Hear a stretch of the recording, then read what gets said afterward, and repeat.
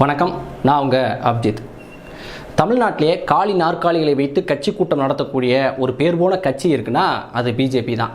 இப்போ என்னடானா அந்த பிஜேபிக்கு டஃப் கொடுக்கும் விதமாக நம்ம தாவேக்கா தோழர்கள்லாம் சேர்ந்து காலி நாற்காலிகளை வைத்து கட்சி கூட்டம் நடத்துவது எப்படின்னு சொல்லி ஒரு ப்ராக்டிஸில் இறங்கியிருக்காங்க. அப்படியான ஒரு வீடியோ தான் சமூக வலைதளம் மூலம் சுற்றிக்கிட்டு இருக்கு. அது பல விமர்சனங்களுக்கும் உள்ளாகிட்டு இருக்கு. நான் இந்த பதிவை போடுவதனுடைய நோக்கம் என்பது தாவேக்கா தோழர்களை ரொம்ப கடுமையாக விமர்சிக்க வேண்டும் அப்படின்றதுக்காக கிடையாது. எனக்குமே தோணுது அவங்களுக்கு அளவுக்கு அதிகமாக ரொம்ப விமர்சிக்கிறோமோ அப்படின்னு. இருந்தாலும் ஏன் இந்த பதிவை போடுகிறோம் அப்படின்னா, நாம் தமிழர் கட்சியும் சரி, தமிழ் தேசிய ஆதரவாளர்களும் சரி, நீண்ட நெடுங்காலமாகவே இந்த சினிமா மோக அரசியலுக்கு எதிராகத்தான் நம்ம களமாடி வரோம். ஒருத்தர் நடிக்கிறதை மட்டுமே நாடாளுவதற்கான தகுதியாக நினைச்சு கொண்டு அரசியலுக்குள்ளே வரக்கூடாது. இதுக்கு முன்னாடி எப்படியோ இருந்துட்டு போகுது, இனிமேலாவது இந்த தமிழ் சமூகம் திருந்த வேண்டும், இளைஞர்கள் மாற வேண்டும், இந்த சினிமாக்காரர்கள் பின்னாடி ஓடுவதை, திரையரங்குகளை தலைவரை தேடுவதை நிறுத்த வேண்டும் அப்படின்றதுக்காக தான் தொடர்ந்து பேசிக்கிட்டு இருக்கோம். ஆனால் மீண்டும் விஜய் அவர்களும் அவருடைய சகாக்களும் சேர்ந்துக்கிட்டு அதே மாதிரியான ஒரு அரசியலை இந்த தமிழ்நாட்டில் புகுத்துவாங்க அப்படின்னா அது கண்டிப்பாக நம்ம எதிர்த்து பேசியே ஆகும். இப்படியா இந்த நடந்த அந்த கூட்டமும் அந்த மாதிரியான ஒரு கண்ணோட்டத்தில் தான் நடத்தப்பட்டிருக்கோ அப்படின்ற சந்தேகம் இருக்குது. அதைத்தான் இந்த பதிவில் நம்ம பார்க்க போகிறோம்.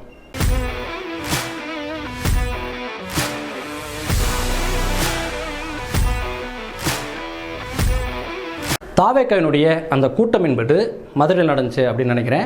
அந்த கூட்டம் துவக்கத்தில் கலை நிகழ்ச்சியெல்லாம் நடந்துட்டு இருந்துச்சு. அப்போ நிறையா பேர் நின்று அந்த கூட்டத்தை பார்த்துட்டு இருந்தாங்க. குறிப்பாக பெண்கள், தாய்மார்கள், இல்லத்தரசிகள்லாம் நிறைய பேர் நின்று அங்கே இருக்கக்கூடிய கலை நிகழ்ச்சியெல்லாம் பார்த்துட்டு இருந்தாங்க. அந்த கலை நிகழ்ச்சியெல்லாம் முடிஞ்சு இந்த பொறுப்பாளர்கள் பேச ஆரம்பித்தோடனே என்ன நினச்சாங்கன்னு தெரியல, அங்கே இருக்கக்கூடிய பொதுமக்கள் எல்லாமே சாரையாக அப்படியே வெளியே கிளம்ப ஆரம்பிச்சிட்டாங்க. பாடி போகலாம் அப்படின்னு சொல்லி பெண்கள்லாம் ஒரு பக்கம் கிளம்புறாங்க.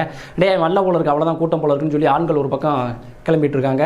மேலே மைக்கை பிடிச்சிருக்க பொறுப்பாளர், ஏன்ப்பா வரும்போது எல்லாரும் சொல்லி கூட்டு வர மாட்டிங்களா, கொஞ்சம் முன்ன பண்ண தான் ஆகணும், எல்லாரும் பொறுமையாக இருக்குன்னு சொல்ல கூட்டு வர மாட்டிங்களா, ஏன்ப்பா அந்த துண்டு போட்டிருக்க பொறுப்பாளர்லாம் வாங்கப்பா உட்காருங்கப்பா, ஏன் அப்படி எல்லாரும் மேடையில் இருந்து நிற்கிறீங்க, கீழே இறங்குப்பா அப்படின்னு சொல்லி அவர் ஒரு பக்கம் பாவம் கத்திக்கிட்டு இருக்காங்க. இப்படியாக ஒரே கேலி கூத்தா இருந்துச்சு. அங்கே என்னதான் அந்த மைக்கை பிடிச்சி அவர் கத்துனாலும் இந்த படம் முடிஞ்சு எல்லோரும் வெளியே போவாங்க இல்லையா தேட்டரை விட்டு, அது மாதிரி மொத்தமாக மக்கள் வெளியே போயிட்டு இருந்தாங்க. அந்த கூத்தை நீங்களே பாருங்க. இங்கே ஓரத்தில் இருந்தீங்கன்னா நீங்க அழைச்சிட்டு வந்தவங்களுக்கு நீங்க தான் சொல்லணும். அவங்களுக்கு எல்லாமே புதுசா இருக்கும். நம்ம நிறைய நிகழ்ச்சியில கலந்துருப்போம். அவங்களுக்கு இதுதான் நிகழ்ச்சி, இப்படிதான் இருக்கும், ஒரு 6 மணி நேரம் இருக்கும், விஷயத்தை சொல்லி முதல்ல உட்காரணும். அந்தப்போ தாய் குழந்தை எவ்வளவு ஆர்வமா இருந்தாங்க. நீங்க என்ன கோஆர்டினேஷன் பண்ணாம இருந்தீங்கன்னா அவங்களுக்கு என்ன தெரியும், நிகழ்ச்சி போல எப்படி தெரியும்? கொஞ்சம் எல்லாருமே போய் உட்காருங்க. இங்க டீ கடையில நின்றுட்டு இருக்கிறாங்க, அங்க போய் உட்காருங்க. அப்ப எல்லாம் துண்ணு போட்டுருக்கீங்க, ஓரத்துல எதுக்கோ நிகழ்ச்சி வந்த மாதிரி நின்றுட்டு அவங்க சேனல்ல போய் உட்காருங்க. மேடையில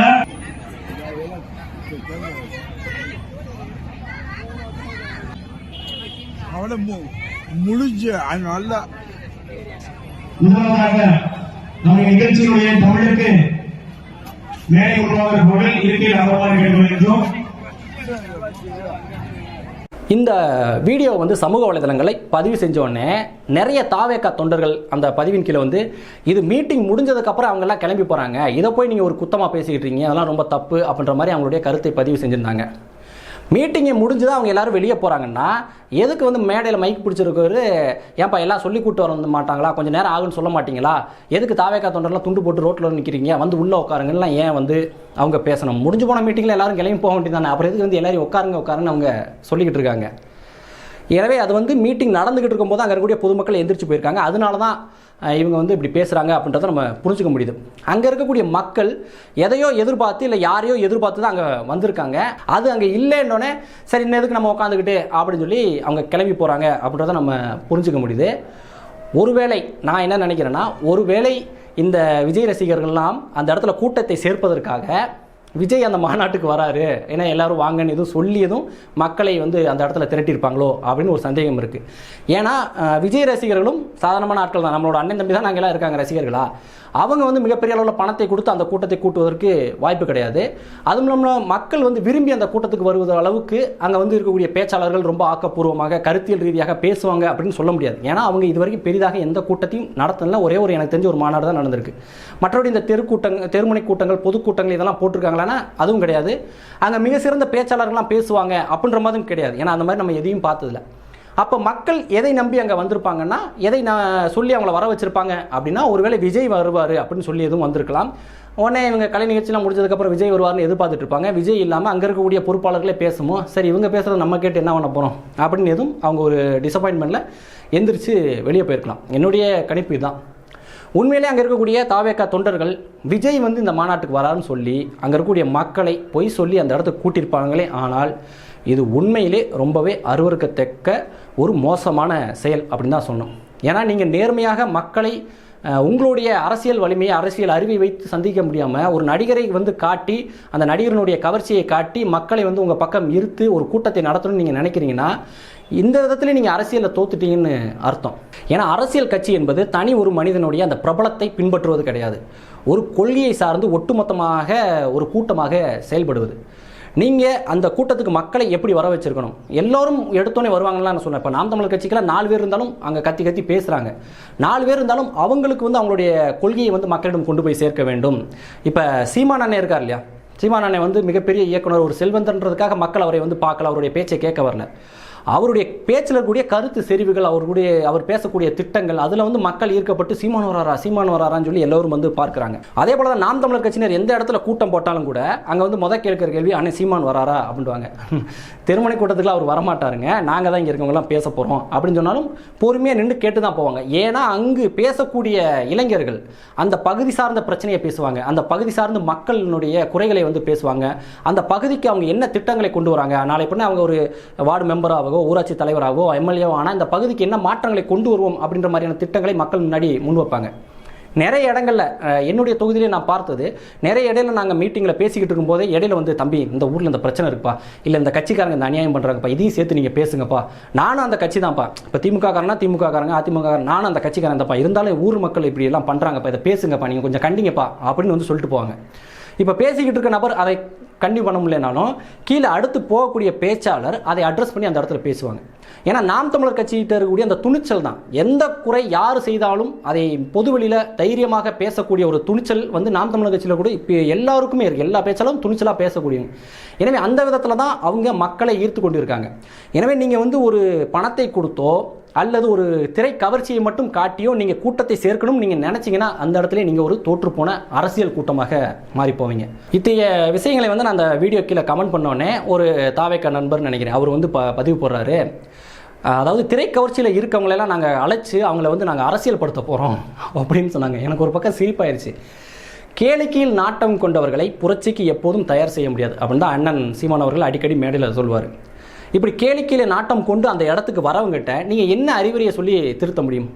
இப்போ நீங்கள் சொல்கிறீங்களே விஜய் வருவார்னு ஏதோ ஒரு காரணத்துக்காக அவங்கள ஈர்த்துட்டீங்க. ஆனால் அங்கே அவங்களுடைய நோக்கம் என்பது முழுமையடையலன்னு அவங்க எல்லோரும் கிளம்பி போனாங்க இல்லையா? நீங்கள் அவங்கள அரசியல் படுத்த முடிஞ்சா? குறைஞ்சபட்சம் அவங்களை அங்கே உட்கார வச்சு உங்களுடைய பேச்சுக்களை அவங்கள கேட்க வைக்க முடிஞ்சா? முடியல. ஏன்னா அவங்க வந்தது விஜய் என்ற பிரபலமான நடிகரை பார்க்க. அப்படின்னும் போது அவங்க மற்றபடி நீங்கள் பேசுவதே அவங்களுடைய அரசியலே அவங்க எதிர்பார்க்கவே இல்லை. அப்படின்ற இடத்துலையே அதை நீங்கள் ஒரு நான் திரைக்கவர்ச்சியை வச்சு நான் மக்களை அரசியல் படுத்துவேன் அப்படின்னு சொல்கிற அந்த வாதமே வந்து பொய்த்து போயிடுது. திரைக்கவர்ச்சினா திரைக்கவர்ச்சி மட்டும்தான், அங்கே மக்களை அரசியல் படுத்துறதுக்கு எந்த வேலையும் இல்லை. அங்கே ஒரு கொண்டாட்டம், என்ஜாய்மெண்ட், ஒரு பொழுதுபோக்கு மட்டும்தான் இருக்குமே தவிர புரட்சிக்கு அங்கே எந்த இடத்துலையும் வேலை இல்லைன்றதை இந்த கூட்டம் மூலமாக நம்ம தாவேக்கா தோழர்கள் வந்து புரிஞ்சுக்கணும். இதில் இன்னொரு விஷயத்தையும் நீங்கள் உள்வாங்கிக்கணும். நீங்கள் விஜய் அவர்களை வந்து முன்னிறுத்தி அரசியல் செய்கிறீங்க சரிதான், ஆனால் விஜய் என்ற நபரை மட்டும் நீங்கள் முன்னிறுத்தி அரசியல் செய்து கொண்டே இருந்தீங்கன்னா, அவருடைய திரைப்பிரபலத்தை வைத்து மட்டும் நீங்கள் அரசியல் செய்து கொண்டே இருந்தீங்கன்னா அவரை கழிச்சுட்டு அவங்க கட்சியில் வேறு எதுவுமே இல்லைன்ற மாதிரி ஆயிடுச்சு. இப்போ அந்த கூட்டத்தை மீண்டும் உதாரணமாக எடுத்துங்க. விஜய் அவர்கள் வராரு அப்படின்னு நீங்கள் கூட்டியிருந்தீங்கன்னா, விஜய் அவர்கள் வரல அப்படின்னா அங்கே ஒன்றுமே இல்லை, அதனால் கிளம்பி போயிட்டான். அதை தாண்டி உங்கள் கட்சியில் மக்கள் ரசிப்பதற்கோ மக்கள் விரும்பி உங்கள் கூட்டத்துக்கு வருவதற்கோ எதுவுமே இல்லை. அங்கே விஜய் என்ற ஒரு பிரபலமான நடிகர் இல்லை என்றால் உங்கள் கூட்டத்துக்கே மதிப்பு இல்லை, உங்களுடைய கொள்கைக்கு மதிப்பு இல்லை. அப்படின்னா நீங்கள் எப்படி மக்களை சந்தித்து உங்களுடைய வாக்கு கேட்பீங்க? எப்படி மக்கள் உங்களை விரும்பி வந்து வாக்கு செலுத்துவாங்க? எல்லா இடத்துக்கும் விஜயா வந்து நேரடியாக வாக்கு கேட்பாரு. அப்படின்னாலும் விஜய் அவர்களுடைய திரைப்படத்துக்கு எத்தனை பேர் வந்து வாக்கு செலுத்திடுவாங்க? ஏன்னா நீங்கள் அரசியலுக்குள் வருவதற்கும் கூட்டத்தை சேர்ப்பதற்கும் விஜய் என்ற நபரினுடைய பிரபலத்தை நீங்கள் பயன்படுத்திக் கொள்ளலாம். ஆனால் மக்களை அரசியல் படுத்தி உங்கள் பின்னால் அழிதலில் வச்சு ஒரு புரட்சியை நீங்கள் உண்டாக்கணும், நீங்கள் வந்து வெற்றி பெறணும் அப்படின்னா நீங்கள் மக்களை அரசியல் படுத்துவதற்கு சரியான கொள்கைவாதிகளாக இருக்க வேண்டும். ஆனால் அந்த மேடையிலும் என்ன பேசுகிறாங்கன்னா, உங்கள் நெஞ்சத்தில் குடியிருக்கும் தலைவர் விஜய் அப்படின்னு தான் பேசிக்கிட்டு இருக்காங்க. ஒரு சினிமா பாணியில் தான் பேசிக்கிட்டு இருக்காங்க. நீங்கள் விஜயை முன்னிறுத்தி பேசுவதை தவிர அந்த மதுரை மண்ணில் பேசுவதற்கு வேறு பிரச்சனைகளே கிடையாதா? அங்கே இருக்கக்கூடிய மக்களுடைய கலாச்சாரம் குறித்தோ, அங்கே இருக்கக்கூடிய மக்களுடைய பிரச்சனைகள் குறித்தோ, அன்றாட வாழ்வில் அவங்க சந்திக்கக்கூடிய நடைமுறை சிக்கல்கள் குறித்தோ நீங்கள் பேசலாம்.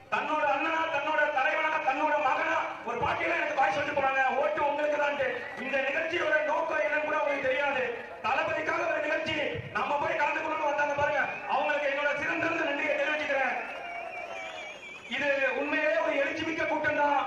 ஆனா இந்த கூட்டத்தை இன்னும் கட்டுக்கோப்பா வழிநடத்துவது நமது தலைவர் தளபதியும் நம்மளுடைய பொதுச் செயலாளர் ஆனந்தன் அவர்கள் தான். அதற்கு முதல்ல உங்ககிட்ட நன்றியை தெரிவிச்சுக்கிறேன். இது நமது கழகம் ஆரம்பித்து இந்த தொகுதியில் நடைபெறும் முதல் கூட்டம்.